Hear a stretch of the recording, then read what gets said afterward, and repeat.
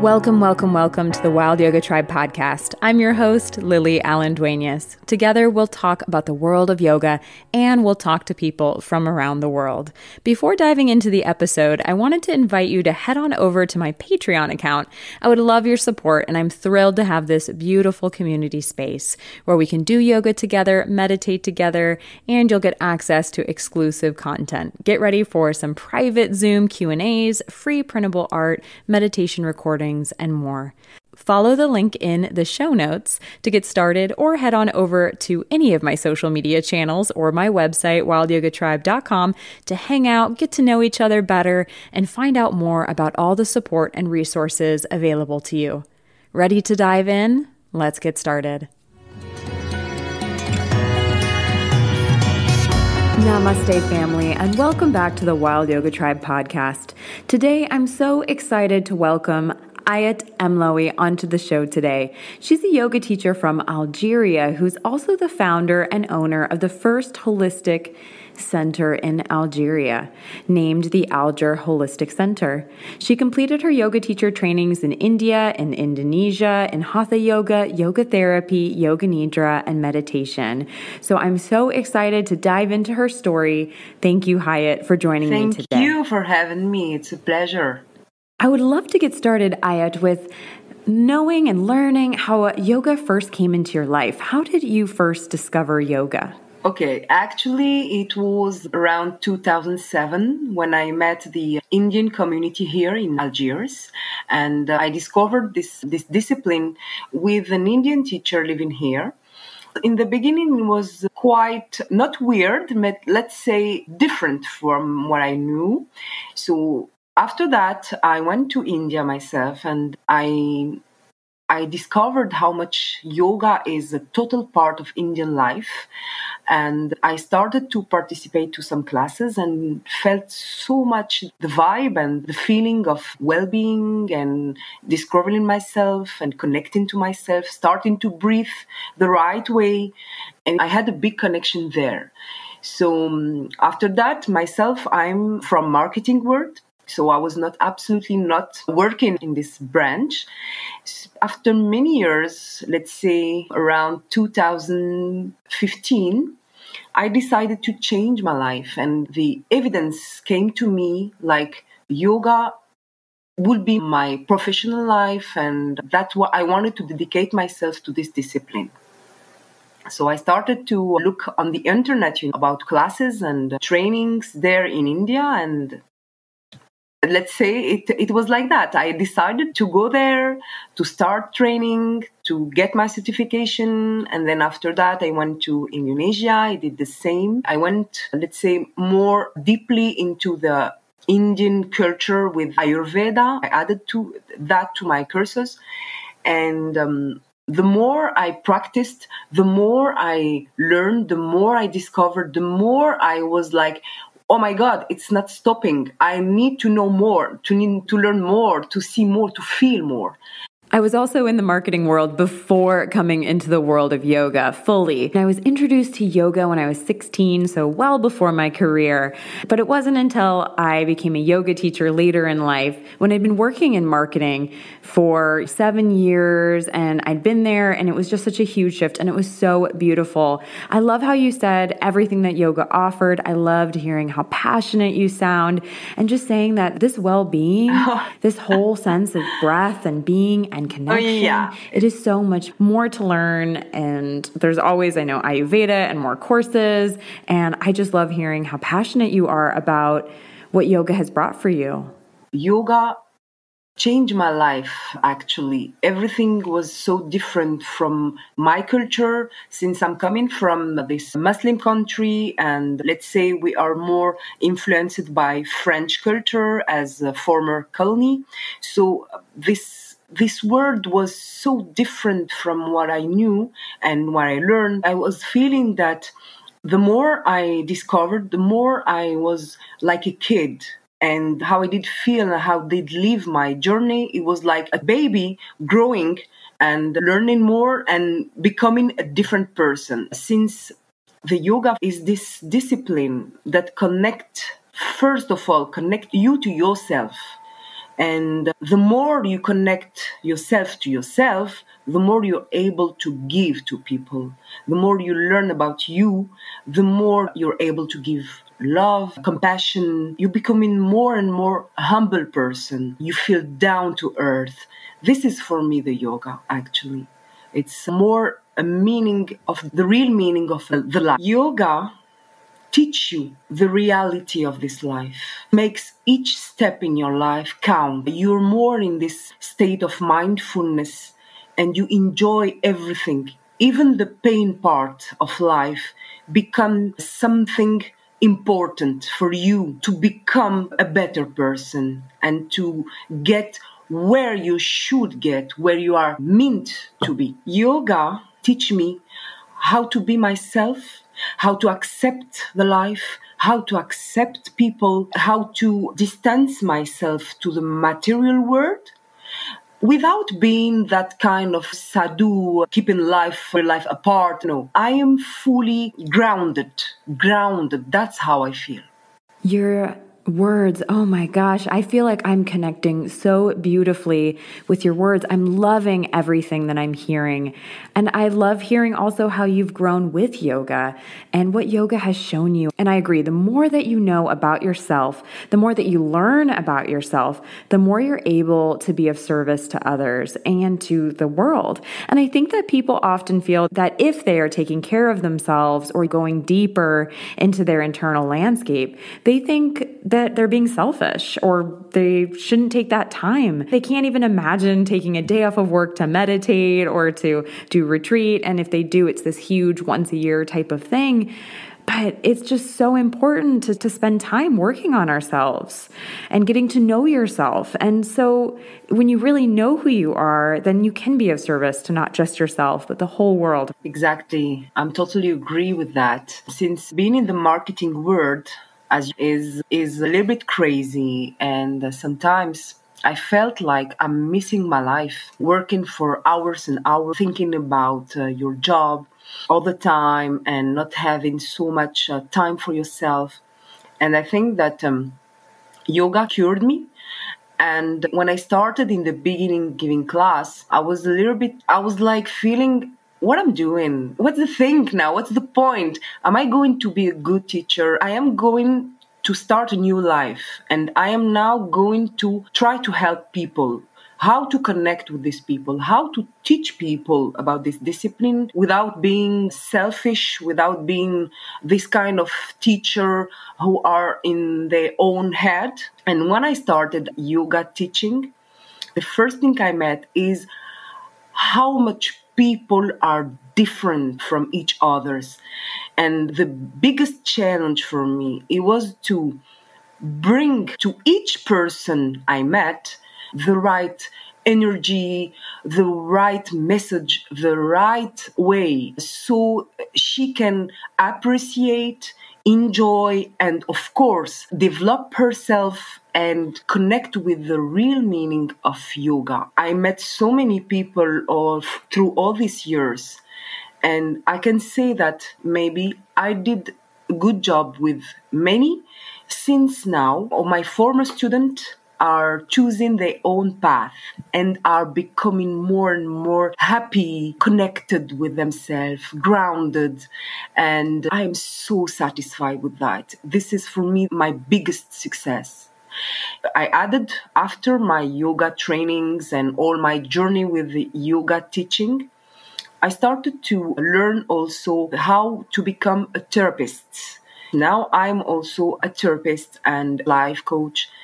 And I understand how much yoga helped me with this new, because if I never knew about myself, I would never be able to be empathic, to be so compassionate and to understand the others if I don't understand myself. So thanks to yoga, I opened so many doors. I don't know if you can say that, but I feel it. Deep doors to serve, to help, to love, and how to bring people to love themselves. That's it. It's about loving yourself and loving your life. It is. It is. And there's so many messages and marketing and advertising to tell us that we're not good enough. And that once we buy this new purse or once we have this new iPhone, then we will actually be enough, right? Exactly. And when we see back the last 20 years, I think the world changed a lot. And we are facing so many new issues, like you said, buying, how you are valued in this society. Of course, you have to work, you have to deal with your money problems and all. But you can do it in so different way as the societies now suggest you or ask you to do. You can do it in peace. You can do it with loving yourself first and appreciate wherever you are and wherever you have. You just appreciate what you get and stopping to run after so many things you don't need to be happy. Happiness is inside the heart, inside the soul. It's us. The happiness, it's us. And yoga teach that through the meditation, through all this time you spend with yourself, surrounded by people. You're not lonely, but you're alone within yourself. And this is what is amazing with yoga. Starting with how to love myself, how to love others, how to love my life. Oh my God, you will appreciate wherever you have this very old pair of sneakers, and you'll appreciate everything you get if you start this journey of discovering yourself and loving yourself. Yes, yoga, the whole path of yoga, not just yoga asanas, right? But the whole path teaches mindfulness and awareness. So if you're mindful of how just amazingly lucky you are to have hot water or access to Wi-Fi or clean drinking water, or even just like teeth, the fact that you have teeth to brush, right? That's amazing. We're so lucky to have our teeth. So it's that perspective of gratitude and that I have enough, I am enough, I love myself, I love my life. And I just want to be clear, we're not saying that this comes all through asana. It's if anyone's new to the practice and you think if you get your legs behind your head, then all of a sudden you'll love your life. That's not what Hayet and I are saying. We're saying that it's about the whole path of yoga, which includes the yamas, niyamas, breathwork, meditation, pratyahara, sense withdrawal, like all of the elements and aspects that go along with yoga. It's about getting to know more and more layers of who you are, just going deeper and deeper into subtler and subtler levels of your being. We have to be so grateful for everything we have. Like you said, the health is the best gift that the life gives you. You're able to walk, you're able to eat, you're able to smile, and you're able to touch and to see and to hear and all that. And the work I'm doing here in Algeria, trying to open the mind of people, I'm trying to get them open their mind, open the third eye, open everything, all their chakras to this communion with the selves. Algeria is a Muslim country, and religion is very a sensitive point here. And we are very sensitive when it comes to spirituality and all. And the work I made in the beginning was to explain. It was more explaining than practicing. No, don't worry. Yoga is like discipline. We're not going through your beliefs and we're not touching this part of yourself, very personal part and all. So now, after let's say 8 years, people now connect with this discipline, understand the importance of yoga, and want to practice more and more. And what is working the best, believe me, is the meditation. From my perspective, with my student, is giving the best results. And every time I see a person smiling during the meditation, I'm so happy because I know this person is feeling the right feeling. I think you agree with that, Lily. Yes, I understand what you mean. And I would love Hayet as well to learn more from you about what it was like to open the first holistic center in Algeria. I know that you mentioned that a bit, but I'd love to go deeper with you. Okay, thank you. It was the biggest challenge of my life. Let's say that like this. Opening the first holistic centers. The meaning was going through the beliefs of the society, bringing something totally different in this society with very, let's say, complex mentality, and facing the people who ignore everything about this discipline, and sometimes mix it with the religious or ritual or whatever, because as we know, the yoga at the first place was a spiritual practice. We can learn about that in Patanjali books. But I think I used my marketing skills to introduce the yoga, and I used the anti-stress way to attract people to try to learn more about that. After that, we started with many other discipline and practice. We did so many things like theater, we did some Chinese discipline. Yoga, of course, was in the center. And you know what, Lily? I was myself amazed by the success of this center from the beginning. Yes, I had some critics. I have some bad words. I have some, let's say, defensive reaction. But in general, people think nowadays are very open and ready for the changes that comes in the way of the well-being. People look for the well-being. They understand now that all the medicines, all the, let's say, the modern way to cure has limits. So they try to find something new and more natural to control their diseases, to control their health, and more specifically here in Algeria, control the stress. So people came to yoga naturally. The center started doing great from the beginning. And I met so many people who were suffering so much from many things: depression, stress, burnout, cancers, and so many issues and difficulties. So having the first holistic center in Algeria make me so proud, Lily. I'm sorry for this 5 minutes of no humility, but I was feeling so proud of myself, because I think the best thing to do in life is to be good and to do good to others. I've loved hearing every minute of it, Hayet. No apology necessary. It's so sweet to actually hear you calling yourself, out for the 5 minutes of just deep appreciation and gratitude, and knowing that what you have accomplished is a service to your community and to your country. It's so incredible. I mean, I'm clapping. I don't know if anyone can hear me gently clapping, but it's just so amazing. And also, I wanted to ask about holistic. You're offering meditation and yoga. I know you've mentioned that, but do you offer any other modalities?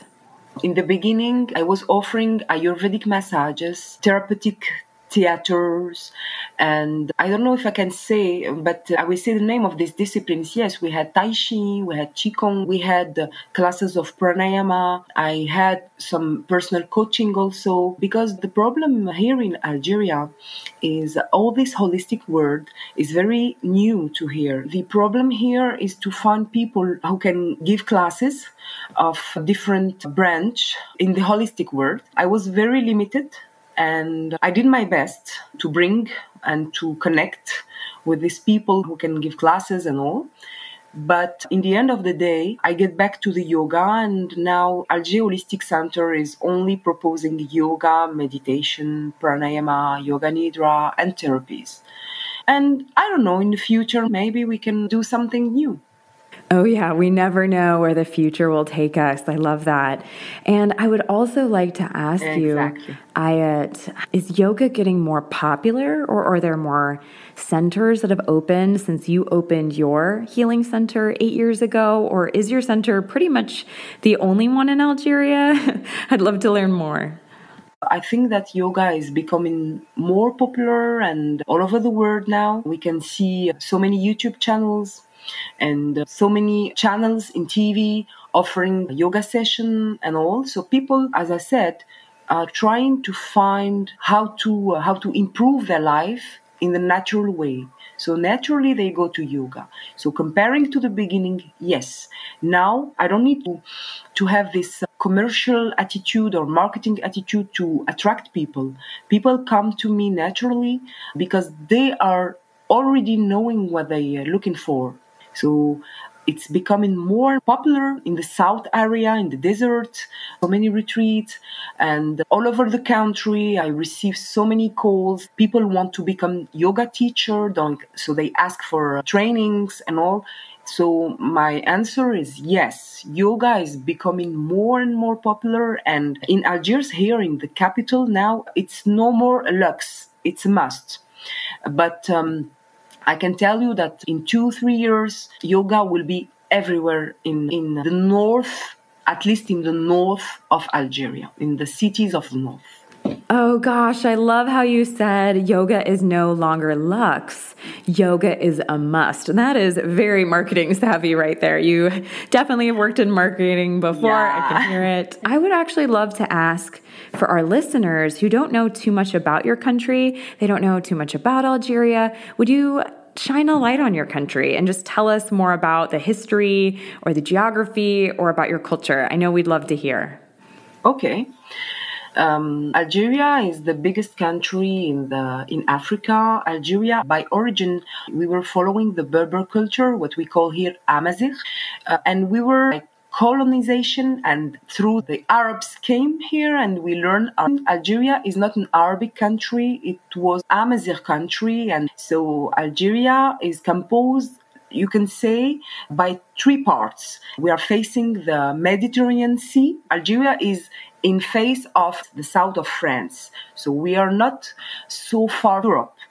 And the north is more about greenery, mountains, and we have this Mediterranean climate, and it's amazing, it's beautiful, it's wonderful country. The south is big, wonderful and beautiful deserts. We have snow in the north and we have the desert in the south. People in Algeria are composed more by, let's say, 75% of people under 25 years old. Very young country. The people here are so nice. You can't feel hungry. You will find someone to give you food. You are in danger, you will find someone to help you. The only thing with Algerian, and we are known and famous with that, we have this hot blood. Let's say maybe we get angry easily, we get emotional easily. You can sit outside, you can sit and cry, people around you crying with you. It's very passionate country. This is what is being Algerian and living in Algeria. Wow, that's amazing. Thank you so much for walking us through all of that. I felt like you did such an amazing job and painted the whole picture. We got the history, we got the location, we got the food, and you definitely made me want to plan a trip to Algeria, and hopefully some of our listeners feel the same. And so, Hayet, if someone wants to come to Algeria, join you on a retreat, or if they have some questions, maybe something you said that they connected with, I know the best way to reach you is probably on Instagram, and I am going to connect your 2 Instagram accounts here in the show notes. So wherever our listeners are tuning in, they can just click and find you. And I'll also link everything, and as well as post a transcript and all these amazing things on my website, wildyogatribe.com/yoga in Algeria. But would you like to share here on the podcast itself, what is the best way to reach you? Yeah, of course. The best way to reach me is through Instagram page. So you can find 2 pages. Amazing. Thank you so much, Hayet, for being here with me on the show today. It has just been such a true joy to be with you. Thank you so much for tuning in to this episode of the Wild Yoga Tribe podcast. My conversation with Hayet Hamlaoui, a yoga teacher from Algeria, was so beautiful as we took a deep dive into the path of yoga as a way of revealing the meaning of life and connecting you with the clarity of self-awareness. I hope that this conversation made you curious about how self-knowledge is a way to self-love. If you're looking to tune into a podcast episode that's all about yoga in Algeria, then this is the conversation for you. Thank you for listening to the Wild Yoga Tribe podcast. Be well. Thank you for the gift of your attention today. If you feel called, please share this episode with someone who you think could benefit from it. Leaving a review would also be so appreciated. I also hope you can join me online on my website, wildyogatribe.com, or on social media. I would love to get to know you better. I would love to share with you and to hear your thoughts. Send me a DM, send me a note, get in touch. It would be great to hear from you. And as always, be well, dear one, be well.